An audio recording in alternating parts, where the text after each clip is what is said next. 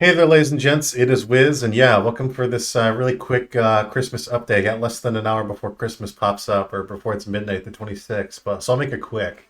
Um, so you can tell by the title of the video, Monday next week, when the 2024 begins, January 1st. I'm going to be changing up the rule set on my Twitch page because right now the current rule set is from the previous tournament, and the previous tournament was intended to be like a gimmick where you would have special items to try to spice things up, even if it threw the game off balance a little bit.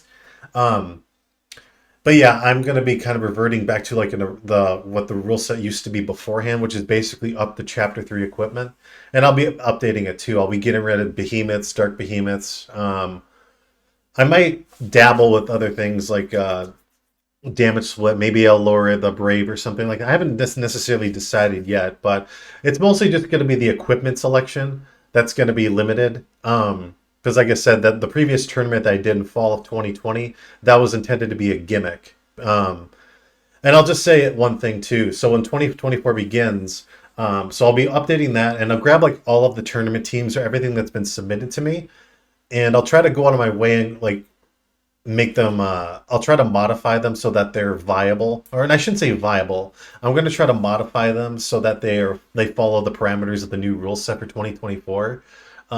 Just so, I mean, the designs will be very similar but maybe different equipment, so on and so forth. But yeah, I'll be doing that. um I guess I'll just talk about quickly in terms of personal goals. I don't think it's going to take an entire calendar year. I don't think it's going to take until 2025. But while I'm, streaming these battles, I think I'll work on my own mod behind the scenes. Because the thing is, like, really, like, the only change that I really want to do for it that would be really pertinent is if you look at the reaction, support, and movement abilities. If you look at something as an example, like damage split, right? Extremely powerful effect, just having all forms of damage as long as the reaction ability triggers, right? The thing is, if you can balance those aspects, that reaction, support, and movements, by like giving them nerfs, by doing things such as like stat decreases, like as an example, damage split. One of the things I have for the mod I have as an example is -1 speed. You have to then ask yourself, is that losing 1 point of speed worth it, right? To have an extremely powerful effect. Or let's say you have something like Hamido, right? Where you can, preemptively attack someone. What if you lose 2 points of PA and 2 points of MA just to have that reaction ability?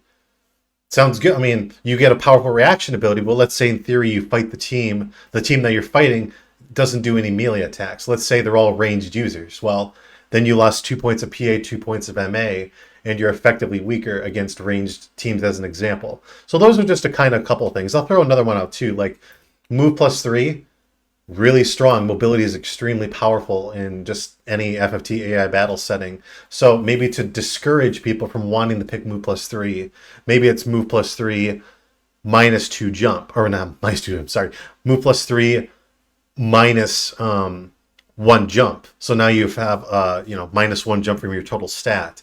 But there are other like bugs and kinks that have to work out too. So like I'll just throw them out there as an example because they're either incredibly niche or they're just incredibly strong. Like I'm planning on getting rid of bards and dancers and substituting them out with dark knights.